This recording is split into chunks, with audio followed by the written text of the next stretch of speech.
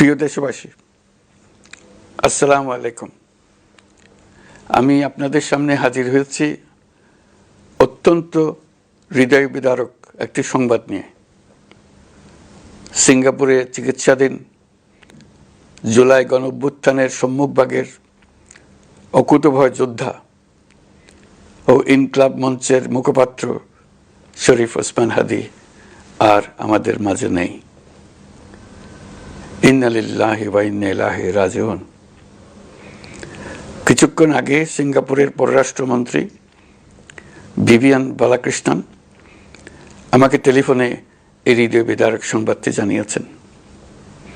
ফেসিবাদ ও আধিপত্যবাদ বিরোধী সংগ্রামের এই অমর সৈনিককে মহান রাব্বুল আলামিন শহীদ হিসেবে কবুল করুন, এই দোয়া করি।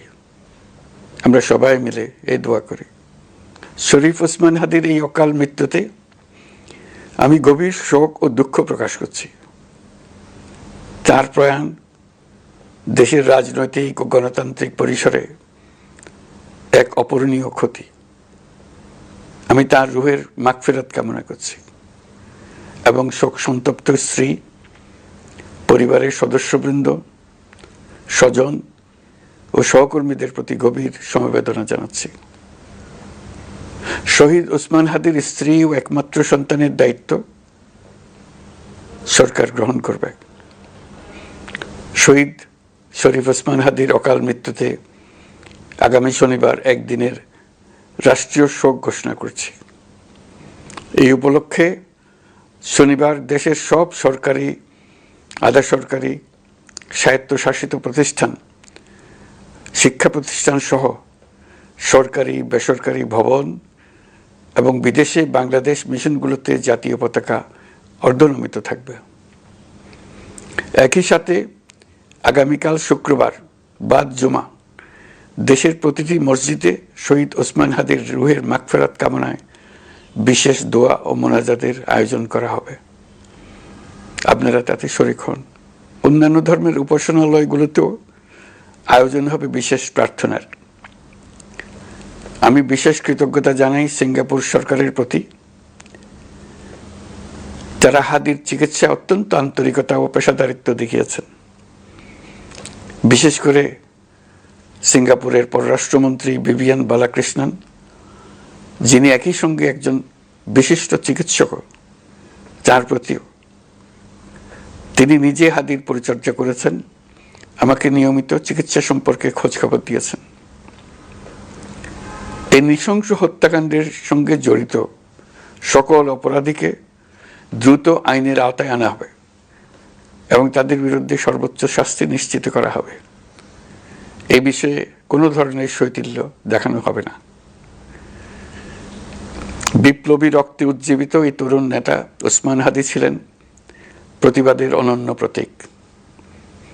তার কর্মের মধ্য দিয়ে তিনি শুধু প্রতিবাদ নয়, দেশপ্রেম, ধৈর্য ও দৃঢ়তার অনন্য দৃষ্টান্ত রেখে গেছেন। আমি দেশের সকল নাগরিকের প্রতি আন্তরিক আহ্বান জানাচ্ছি, আপনারা ধৈর্য ও সংযম বজায় রাখুন। আইনশৃঙ্খলা রক্ষাকারী বাহিনী ও সংশ্লিষ্ট সংস্থাগুলোকে পেশাদারিত্বের সঙ্গে তদন্ত কার্যক্রম পরিচালনা করে সুযোগ দিন। রাষ্ট্র আইনের শাসন প্রতিষ্ঠায় সম্পূর্ণরূপে প্রতিশ্রুতিবদ্ধ।